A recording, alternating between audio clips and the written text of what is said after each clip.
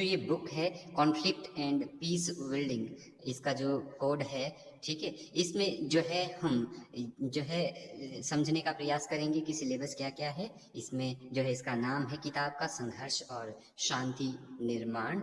इसमें जो पहला जो यूनिट है उसमें हम पढ़ेंगे संघर्ष के बारे में, संघर्ष प्रबंधन की समझ क्या है। अर्थात राज्यों के बीच में जब कोई कॉन्फ्लिक्ट होता है, किसी विषय को लेकर उनमें असहमति होती है, चाहे वो सीमा विवाद हो, वो संघर्ष प्रबंधन कैसे किया जाता है, उस संघर्ष को कैसे सुलझाया जाता है। इसके अलावा अंतर्राष्ट्रीय विरोध प्रबंधन एवं समाधान के बारे में भी हम पढ़ेंगे। शांति निर्माण के बारे में हम पढ़ेंगे कि पीस बिल्डिंग क्या होती है। यूनिट 2 में जो है हम पढ़ेंगे संघर्ष के प्रकार क्या कौन कौन से हैं, विचारधारा पर आधारित संघर्ष कौन कौन से होते हैं, सामाजिक सांस्कृतिक संघर्ष कौन कौन से होते हैं। यूनिट 3 में जो है हम पढ़ेंगे विवाद के स्तर, स्थानीय एवं उपराष्ट्र कि जो कॉन्फ्लिक्ट की जो टाइप है, स्थानीय और जो है उपराष्ट्र स्तर पर, सब नेशनल स्तर पर, वो कौन कौन से हैं। और दूसरा टॉपिक हम यूनिट 3 में पढ़ेंगे अंतर्राष्ट्रीय विवाद।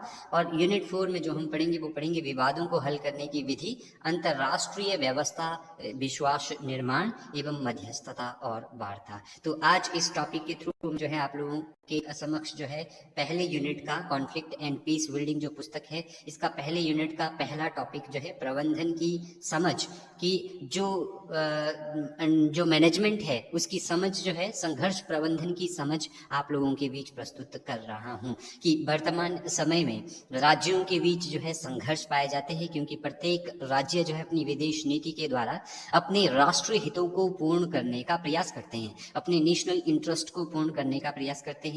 और इन नेशनल इंटरेस्ट को पूर्ण करते हुए एक राज्य के हित दूसरे राज्य के हितों से, इंटरेस्ट से टकरा जाते हैं। तो उन संघर्षों का जो है निपटारा कैसे किया जाता है, उनका प्रबंधन कैसे किया जाता है, वो सब हम इसमें समझने का प्रयास करेंगे। तो सबसे पहले हम समझेंगे संघर्ष का अर्थ कि संघर्ष क्या है। कॉन्फ्लिक्ट, यहाँ पर जो है संघर्ष को हम स्ट्रगल नहीं कहेंगे, यहाँ पर जो है हम संघर्ष को जो है कॉन्फ्लिक्ट कहेंगे। कॉन्फ्लिक्ट जो है हम संघर्ष को यहाँ पर कहेंगे कॉन्फ्लिक्ट। तो सबसे पहले चलिए आइए समझते हैं संघर्ष का अर्थ क्या है, अर्थात विवाद क्या होता है। तो अंतर्राष्ट्रीय राजनीति में संघर्ष राज्यों के मध्य किसी विषय को लेकर असहमति की स्थिति है। अर्थात अंतर्राष्ट्रीय राजनीति में जो 206 से 210 देश है, जब उनमें किसी विषय को लेकर जो है असहमति पाई जाती है दो राज्यों के बीच, तो उसको जो है संघर्ष का नाम दिया जाता है, उसको कॉन्फ्लिक्ट का नाम दिया जाता है। उदाहरण देता हूं मैं। उदाहरण के लिए जम्मू कश्मीर को लेकर जो है भारत और पाकिस्तान में संघर्ष था, अर्थात इनमें जो है सामान्य सहमति नहीं थी, उनमें जो है असहमति थी। जम्मू कश्मीर जो है भारत मानता था कि भारत का एक अभिन्न जो है भाग है, और पाकिस्तान मानता था कि जम्मू कश्मीर जो है पाकिस्तान का एक अभिन्न भाग है या पाकिस्तान में मिलना चाहिए। तो इस विषय को लेकर भारत और पाकिस्तान में संघर्ष था, असहमति थी। इसी प्रकार जो है पानी विवादों से संबंधित, वाटर इशू से संबंधित असहमति हो सकती है, सीमाओं से संबंधित जो है सहमति हो सकती है। भारत की जो है चीन से सीमा विवाद है, पाकिस्तान के साथ जो है सीमा विवाद है। तो ये सारे के सारे जो विवाद है ये जो है संघर्ष कहलाते हैं। तो सामान्य शब्दों में संघर्ष का अर्थ क्या है, जब अंतर्राष्ट्रीय राजनीति में राज्यों के बीच जो है किसी विषय को लेकर असहमति पाई जाती है, डिसएग्रीमेंट पाया जाता है उनमें, उसको जो है संघर्ष का नाम दिया जाता है। ठीक है, या विरोध की जो स्थिति है अंतर्राष्ट्रीय स्तर पर राज्यों के बीच, इस स्थिति को संघर्ष का नाम दिया जाता है। यह स्थिति तब पैदा होती है जब राज्य ऐसा कार्य करना चाहते हैं जो कि परस्पर एक दूसरे के विरोधी हित में होता है। तो संघर्ष कब उत्पन्न होता है? संघर्ष तब उत्पन्न होता है जब राज्य कोई ऐसा काम करना चाहता है जो कि उन दोनों के जो परस्पर हित है, जो दोनों के हित है वो आपस में विरोधी हो। उदाहरण के लिए भारत और पाकिस्तान का जो हित था वो था जम्मू कश्मीर, दोनों का विरोधी हित यह था, इसलिए उनमें जो है संघर्ष था। तो संघर्ष जो है अंतर्राष्ट्रीय राजनीति में राज्यों के मध्य, संघर्ष क्या है, अंतर्राष्ट्रीय राजनीति में राज्यों के मध्य शक्ति वह हित पाया जाने वाला विरोध है, शक्ति हित और पाया जाने वाला विरोध है। प्रत्येक राष्ट्र के हित समान नहीं होते, इसलिए राज्यों के मध्य जो है संघर्ष अनिवार्य बन जाता है, क्योंकि प्रत्येक राष्ट्र के हित एक समान नहीं हो सकते हैं अंतर्राष्ट्रीय स्तर पर। इसलिए जो है एक राज्य के हित दूसरे राज्य से टकराते हैं। इसलिए जो है हंस जे मॉर्गेंथु जो है ये कहते हैं कि अंतर्राष्ट्रीय राजनीति जो है राज्यों के मध्य जो है संघर्ष की राजनीति है। तो संक्षेप में संघर्ष क्या है? संघर्ष जो है किसी विषय को लेकर, चाहे वो जो है सीमा विवाद हो, चाहे वो राष्ट्रीय हित का विवाद हो, इन विवादों से संबंधित जब दो राज्यों के बीच असहमति पाई जाती है, डिसएग्रीमेंट पाया जाता है, उसको जो है उस असहमति को जो है संघर्ष का नाम दिया जाता है। वो आपको संघर्ष का अर्थ समझ आ गया। चलिए अब संघर्ष की परिभाषा जो है समझते हैं। संघर्ष की जो अच्छी परिभाषा दी है वो दी है हंस जे मॉर्गेंथु ने। ये यथार्थवाद के जनक इनको कहा जाता है। तो हंस जे मॉर्गेंथु के अनुसार अंतर्राष्ट्रीय राजनीति राज्यों के मध्य संघर्ष की राजनीति है। तो हंस जे मॉर्गेंथु कहते हैं कि जो अंतर्राष्ट्रीय स्तर पर जो पॉलिटिक्स है वह राज्यों के बीच जो कॉन्फ्लिक्ट है, उनके बीच जो वाद विवाद है, किसी चीज पर उनकी असहमति है, उसको जो है अंतर्राष्ट्रीय राजनीति का मुख्य विषय माना जाता है। दूसरी परिभाषा दी है जोसेफ फ्रैंकल के अनुसार। तो जोसेफ फ्रैंकल जो है क्या परिभाषा देते हैं कॉन्फ्लिक्ट की, संघर्ष की? जोसेफ फ्रैंकल कहते हैं कि संघर्ष वह स्थिति है, यह तब पैदा होती है जब दो राज्य ऐसा कार्य करना चाहते हैं जो परस्पर विरोधी होते हैं। तो जब कोई राज्य जो है अंतर्राष्ट्रीय स्तर पर ऐसा काम करना चाहते हैं जो एक दूसरे के विरोध में है, अर्थात उन दोनों के जो हित है वो परस्पर विरोधी है। जैसे देखो भारत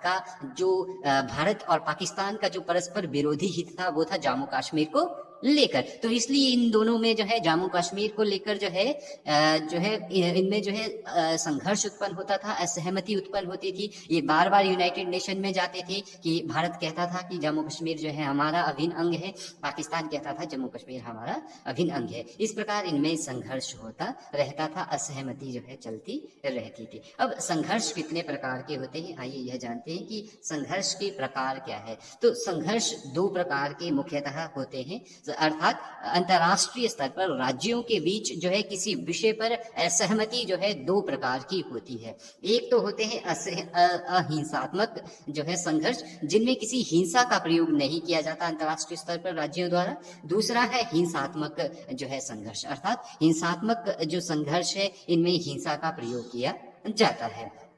चलिए सबसे पहले समझते हैं अहिंसात्मक जो है संघर्ष क्या होते हैं। तो जो अहिंसात्मक जो संघर्ष है, जैसे कि अहिंसात्मक से ही पता चल रहा है, अहिंसात्मक का अर्थ हुआ अहिंसा का प्रयोग करना, अर्थात जो है हिंसा का प्रयोग ना करना बल्कि अहिंसा का प्रयोग करना। अहिंसात्मक संघर्ष वे संघर्ष होते हैं, यह संघर्षों की स्थिति में केवल जो है संतुलन की उद्देश्य की प्राप्ति के लिए प्रयास करते हैं। अर्थात जब संघर्ष होता है तो अहिंसात्मक संघर्ष में केवल जो है संतुलन स्थापित करने का प्रयास किया जाता है, अर्थात बैलेंस करने की कोशिश की जाती है दोनों पक्षों को, और ताकि जो है उसमें जो है मीडिएशन की जा सके जो दो राज्यों के बीच संघर्ष है। इस प्रकार के संघर्ष में शक्ति विभाजित रहती है, अर्थात जो शक्ति है वो दो गुटों में विभाजित रहती है, ए और बी में, और शक्ति संतुलन किया जाता है। तो इस प्रकार के संघर्ष में जो शक्ति है वो विभाजित रहती है और राज्यों के पास केवल सीमित साधन होते हैं, और जो राज्य होते हैं उनके पास इसमें जो है केवल लिमिटेड साधन होते हैं।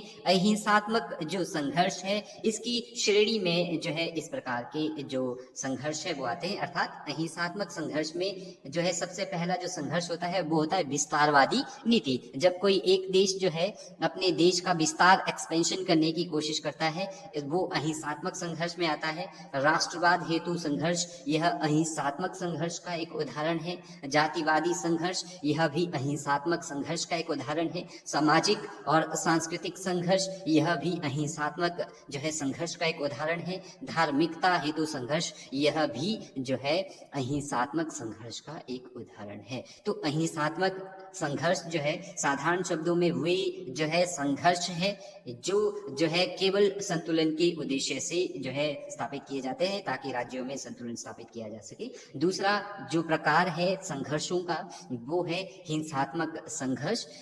ठीक है, हिंसात्मक संघर्ष वे संघर्ष होते हैं, हिंसात्मक संघर्ष क्या होते हैं, वे संघर्ष होते हैं जिनमें राज्यों के मध्य लगातार प्रतियोगिता बनी रहती है। अर्थात हिंसात्मक संघर्ष वे संघर्ष होते हैं जिनमें अंतर्राष्ट्रीय स्तर पर जो राज्य हैं उनमें लगातार जो है प्रतियोगिता बनी रहती है, कंपटीशन बना रहता है। अर्थात वो किसी एक जो है नेशनल इंटरेस्ट के लिए लड़ रहे होते हैं और एक राज्य दूसरे राज्य पर जो है मनोवैज्ञानिक तौर पर वर्चस्व स्थापित करना चाहता है। अर्थात ए राज्य जो है बी राज्य पर साइकोलॉजिकल तौर पर जो है सुप्रीमेसी स्थापित करना चाहता है। कैसे? जैसे देखो, मान लो भारत जो है साइकोलॉजिकल तौर पर पाकिस्तान पर जो है वर्चस्व स्थापित करना चाहता है, तो भारत क्या करेगा? अपनी सेना को इंक्रीज करेगा, अपनी सेना में नए लड़ाकू विमान या न्यूक्लियर मिसाइल ऐड करेगा, तो उससे जो मनोवैज्ञानिक जो दबाव है वो पाकिस्तान पर पड़ेगा, भारत की शक्ति जो है बढ़ेगी। तो हिंसात्मक साधनों में एक राज्य दूसरे राज्य पर मनोवैज्ञानिक तौर पर वर्चस्व स्थापित करने का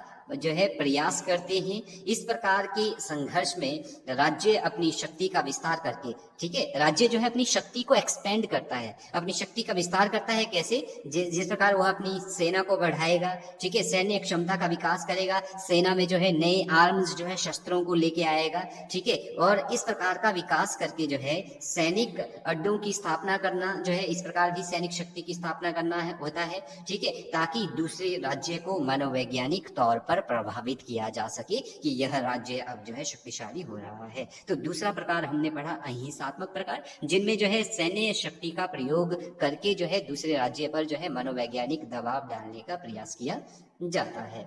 अब है कि संघर्ष जब राज्यों के बीच होते हैं, क्योंकि देखो अंतर्राष्ट्रीय स्तर है, अंतर्राष्ट्रीय राजनीति में राज्य एक दूसरे के साथ व्यापार करते हैं, उनकी सीमा विवाद है, उनके जो है पानी से संबंधित इशू है, उनके राजनीतिक इशू है, उनके राजनीतिक मुद्दे हैं जिन पर वो आपस में संघर्ष करते हैं। तो जब जो है अंतर्राष्ट्रीय स्तर पर जो है संघर्ष आरंभ हो जाता है, तो राज्यों के पास क्या क्या अल्टरनेटिव्स होते हैं, क्या क्या विकल्प होते हैं, उनके बारे में हम जानने की कोशिश करेंगे, क्योंकि अंतर्राष्ट्रीय राजनीति में यह स्वाभाविक है। यदि जो है अंतर्राष्ट्रीय राजनीति में राज्य है तो उनके बीच विवाद तो होंगे ही होंगे, उन पर जो है विभिन्न विषयों पर असहमति होंगी ही होंगी। यहाँ पर विवाद का अर्थ लड़ाई नहीं है, यहाँ पर विवाद का अर्थ जो है असहमति है, किसी विषय को लेकर उनमें आपस में डिसएग्रीमेंट है। तो कौन से विकल्प जो है राज्यों के पास रहते हैं संघर्ष आरंभ होने की स्थिति में, वो जो है इस प्रकार है। तो संघर्षों को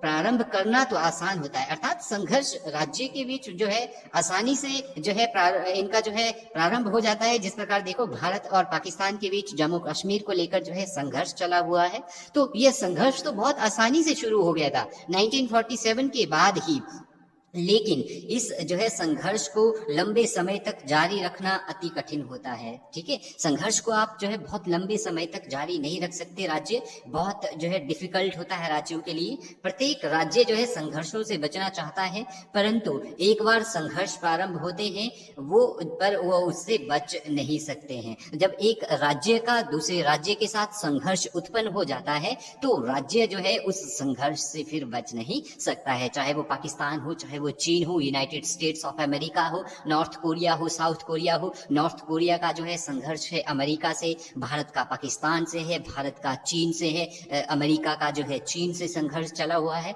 तो जो संघर्ष इन लोगों के बीच उत्पन्न हुए हैं, जो इनके बीच जो है कॉन्फ्लिक्ट उत्पन्न हुए हैं, चाहे वो पॉलिटिकल मैटर्स के संबंध में हो, इकोनॉमिक मैटर के संबंध में हो, चाहे वो न्यूक्लियर मैटर के संबंध में हो, न्यूक्लियर मामलों के संबंध में हो, तो जब एक बार संघर्ष प्रारंभ हो जाते हैं तो उनसे बचने के क्या क्या विकल्प जो है राज्यों के पास होते हैं। तो पहला विकल्प जो होता है, यदि राष्ट्र अपने उद्देश्य की प्राप्ति में सफल हो जाता है तो संघर्ष वहीं पर खत्म हो जाता है। देखो, जैसे भारत और पाकिस्तान का जो हित था वो जम्मू कश्मीर था, भारत ने धारा 370 को जो है हटा दिया और जम्मू कश्मीर को जो है भारत में मिला दिया और उसके यूनियन टेरिटरी बना दिया।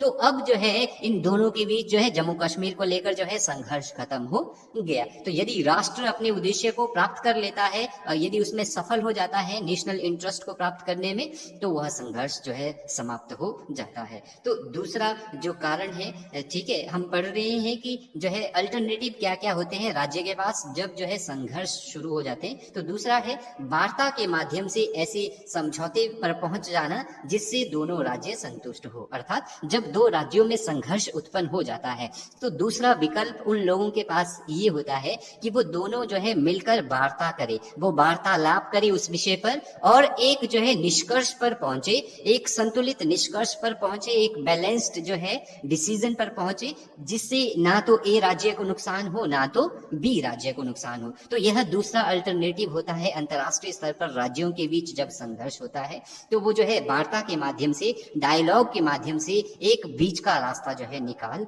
सकते हैं। ठीक है। तीसरा जो अल्टरनेटिव होता है अंतर्राष्ट्रीय स्तर पर राज्यों के पास जब उनके बीच संघर्ष उत्पन्न हो जाता है, वो है बिना किसी निर्णय की स्थिति में संघर्ष को छोड़ देना। अर्थात कोई भी निर्णय जो है, जो असहमति दो राज्यों के बीच है, जो संघर्ष दो राज्यों के बीच अंतर्राष्ट्रीय स्तर पर हो रहा है, उसे जो है वैसे ही छोड़ देना है, उसके संबंध में कोई भी निर्णय नहीं लेना। यह तीसरा विकल्प जो है अंतर्राष्ट्रीय स्तर पर राज्यों के पास रहता है। और चौथा जो विकल्प होता है जब संघर्ष अंतर्राष्ट्रीय स्तर पर राज्यों के बीच होता है, तो चौथा जो विकल्प रहता है वो होता है पूर्ण हार की स्थिति में। जब एक राज्य जो है संघर्ष की स्थिति में पूर्ण तौर पर हार जाता है, पूर्ण तौर पर वह हार जाता है, तो उस स्थिति में जो है अल्टरनेटिव उसके पास ये रहता है कि उसका संघर्ष जो है खत्म हो जाता है। तो अब ये अगला जो टॉपिक हम पढ़ेंगे इसमें अंतर्राष्ट्रीय विरोध का, जो अंतर्राष्ट्रीय संघर्ष है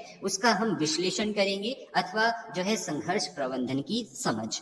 इसमें जो है हम क्या जानने की कोशिश करेंगे इस टॉपिक में, जो अंतर्राष्ट्रीय स्तर पर विरोध है, अर्थात अंतर्राष्ट्रीय स्तर पर राज्यों के बीच जो संघर्ष है और उस संघर्ष का मैनेजमेंट कैसे किया जाता है, उस जो है कॉन्फ्लिक्ट का प्रबंधन कैसे किया जाता है, मैनेजमेंट कैसे किया जाता है, ताकि राज्यों के बीच युद्ध ना हो और वह सामान्य जो असहमति है, जो डिसएग्रीमेंट है राज्यों के बीच, वह भी खत्म हो सके। तो संघर्ष अंतर्राष्ट्रीय राजनीति का एक लगातार उपस्थित रहने वाला जो है तत्व है। अंतर्राष्ट्रीय राजनीति में शांति और सुरक्षा की खोज संघर्षों को जो है शांतिपूर्ण ढंग से सरल करने के लिए की गई है। तो अंतर्राष्ट्रीय राजनीति में शांति और सुरक्षा की खोज क्यों की गई है? ताकि संघर्षों को जो है शांतिपूर्ण तरीके से सुलझाया जा सके। तो संघर्ष प्रबंधन द्वारा क्या किया जाता है? कॉन्फ्लिक्ट मैनेजमेंट द्वारा जो है शांतिपूर्ण और सुरक्षापूर्ण तरीकों से जो राज्यों के बीच जो संघर्ष है, उन संघर्षों को जो है सरल करने के लिए, उन संघर्षों को सरल तौर पर जो है उनको सुलझाने के लिए प्रयास किया जाता है। तो राष्ट्रों में सदैव सर्वोच्चता, श्रेष्ठता तथा शांति के लिए संघर्ष की निरंतरता विद्यमान रहती है। तो राष्ट्रों के बीच जो है अंतर्राष्ट्रीय स्तर पर अपने आप को सर्वोच्च स्थापित करने के लिए जो है एक रेस लगी रहती है। जिस प्रकार शीत युद्ध में अमेरिका और भूतपूर्व सोवियत संघ के बीच एक होड़ लग गई थी कि विश्व में मैं सर्वोच्च हूँ, इसी प्रकार वर्तमान जो अंतर्राष्ट्रीय राजनीति है इसमें भी राज्यों के बीच जो है निरंतर जो है उनमें संघर्ष चलता रहता है अपने आप को सर्वोच्च दिखाने के लिए। तो इसी वास्तविकता को ध्यान में रखते हुए जो है राष्ट्र युद्ध के विरुद्ध जो है शांति एवं सुरक्षा का प्रयास करते हैं। तो जब राष्ट्रों को यह पता है कि उनके बीच संघर्ष जो है सामान्य तौर पर स्वाभाविक है, तो वो जो है शांति एवं सुरक्षा के लिए प्रयास करते हैं, ना कि युद्ध के लिए प्रयास करते हैं। तो अंतर्राष्ट्रीय जो संघर्ष है, अंतर्राष्ट्रीय जो विरोध है, अंतर्राष्ट्रीय विरोध के शांतिपूर्ण समाधान के लिए लगातार प्रयास किए जाते हैं। अर्थात अंतर्राष्ट्रीय स्तर पर राज्यों के बीच जो संघर्ष उत्पन्न होते हैं, चाहे वो राजनीतिक संघर्ष हो, चाहे वो सीमा विवाद से संबंधित हो, चाहे वो आर्थिक संघर्ष हो, तो इन संघर्षों का जो है अध्ययन करके इन संघर्षों को जो है इनको जो है सुलझाने के लिए बहुत सारे विद्वान अंतर्राष्ट्रीय राजनीति में जो है परिस्थितियों और इन संघर्षों के पैदा होने के कारणों को बताते हैं और उन संघर्षों को मिटाने के लिए जो है अपने अपने जो है सिद्धांत देते रहते हैं। तो संघर्ष प्रबंधन की समझ क्या है? संघर्ष की समझ क्या है? अंतर्राष्ट्रीय जो विरोध है उसका जो है प्रबंधन एवं समाधान किस प्रकार किया जाता है। अर्थात अंतर्राष्ट्रीय स्तर पर जो विरोध उत्पन्न होते हैं, राज्यों के बीच कॉन्फ्लिक्ट होते हैं, उसका प्रबंधन कैसे किया जाता है और उसके समाधान क्या क्या है, वो जो है हम इसमें जो है अब पढ़ने का प्रयास करेंगे। तो सबसे पहले अंतर्राष्ट्रीय विरोध या अंतर्राष्ट्रीय संघर्ष का अर्थ। अंतर्राष्ट्रीय विरोध या अंतर्राष्ट्रीय संघर्ष क्या? जैसे देखो, पहले मैंने आपको समझाया संघर्ष का अर्थ। तो संघर्ष का अर्थ हो गया दो राज्यों के बीच जो है किसी विषय पर जो है होने वाली असहमति को हम संघर्ष कहते हैं। तो अंतर्राष्ट्रीय संघर्ष का अर्थ यहाँ पर क्या हुआ? अब राष्ट्रीय संघर्ष होता है, एक राष्ट्र जैसे भारत एक राष्ट्र है, उसमें 28 राज्य है, उन राज्यों में अगर आपस में कोई कॉन्फ्लिक्ट है, कोई विवाद है, तो उसको राष्ट्रीय संघर्ष कहा जाएगा। तो अंतर्राष्ट्रीय संघर्ष या अंतर्राष्ट्रीय विरोध क्या हुआ, अंतर्राष्ट्रीय स्तर पर, इंटरनेशनल लेवल पर जितने भी 210 से 220 देश हैं उनके बीच जो संघर्ष पाए जाते हैं, उनके बीच जो वाद विवाद पाया जाता है, उनके बीच जो असहमति है किसी विषय को लेकर, तो अंतर्राष्ट्रीय राज्यों के मध्य कुछ विषयों पर पाए जाने वाली असहमति को जो है अंतर्राष्ट्रीय विरोध या अंतर्राष्ट्रीय संघर्ष का नाम दिया जाता है। इस असहमति से जिनके कारण जो है विरोध या संघर्ष उत्पन्न हो जाता है। तो अंतर्राष्ट्रीय विरोध क्या है, अंतर्राष्ट्रीय विरोध या संघर्ष से अभिप्राय अंतर्राष्ट्रीय स्तर पर अंतर्राष्ट्रीय राज्यों के मध्य कुछ विषयों पर पाए जाने वाली असहमति से है, जिनके कारण जो है उन राज्यों में विरोध उत्पन्न हो जाता है, उन राज्यों में संघर्ष उत्पन्न हो जाता है। और जब दो या दो से अधिक राज्य एक ही प्रकार के उद्देश्य को प्राप्त करने का प्रयास करते हैं तो उनमें जो है संघर्ष जो है स्वाभाविक तौर पर उत्पन्न होता है। जैसे देखो, दो या दो से अधिक राज्य, भारत और पाकिस्तान जो है एक ही उद्देश्य के लिए प्रयास कर रहे थे और वो उद्देश्य था जम्मू कश्मीर। तो जम्मू कश्मीर के हित को लेकर दोनों में संघर्ष उत्पन्न हो गया, तो उसको जो है हम संघर्ष का नाम या जो है संघर्ष उसको हम कहेंगे।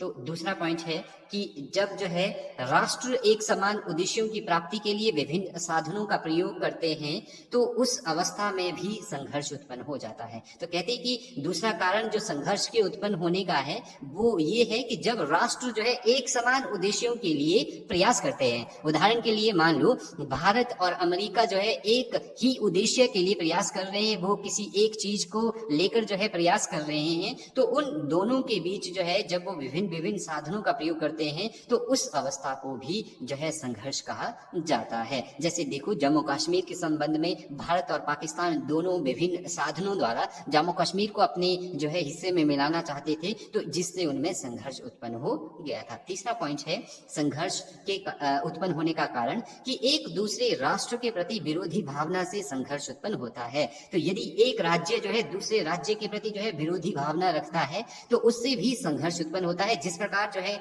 नॉर्थ कोरिया जो है यूएसए के विरुद्ध जो है विरोधी भावना रखता है, तो इस प्रकार जो है नॉर्थ कोरिया और यूएसए में जो है संघर्ष है, या यूएसए और चीन में संघर्ष है, भारत और पाकिस्तान के बीच संघर्ष है, पाकिस्तान और भारत के बीच जो है संघर्ष है, ये जो है विरोधी भावना के कारण है। चौथा पॉइंट है प्रत्येक राष्ट्र जो है राष्ट्र शक्ति के लिए संघर्षरत रहता है, अर्थात प्रत्येक राज्य जो है नेशनल इंटरेस्ट, किसी राज्य के नेशनल इंटरेस्ट क्या होते हैं, किसी राज्य के जो है नेशनल इंटरेस्ट जो है इंटरनेशनल लेवल पर अपने देश के लिए जो है उद्देश्यों को प्राप्त करना होता है, तो जिससे राष्ट्र में विरोध उत्पन्न हो जाते हैं। कई बार क्या होता है कि अंतर्राष्ट्रीय स्तर पर राज्यों के जो नेशनल इंटरेस्ट है, अर्थात जो राष्ट्रीय हित है, राज्य के प्रत्येक राज्य के अपने राष्ट्रीय हित होते हैं जिनको वह विदेश नीति द्वारा जो है सुलझाने का प्रयास करते हैं। तो जब उनके जो है नेशनल इंटरेस्ट आपस में जो है वो विरोधी बन जाते हैं तो उससे राज्यों में संघर्ष उत्पन्न हो जाता है। तो ये है राज्यों के बीच जो है संघर्ष उत्पन्न होने के कारण। तो आज हमने जाना, जो बुक है conflict and peace building SEC की, उसमें हमने जाना कि संघर्ष क्या है, संघर्ष कितने प्रकार के होते हैं, संघर्ष प्रबंधन की समझ के बारे में हमने जाना। Thank you.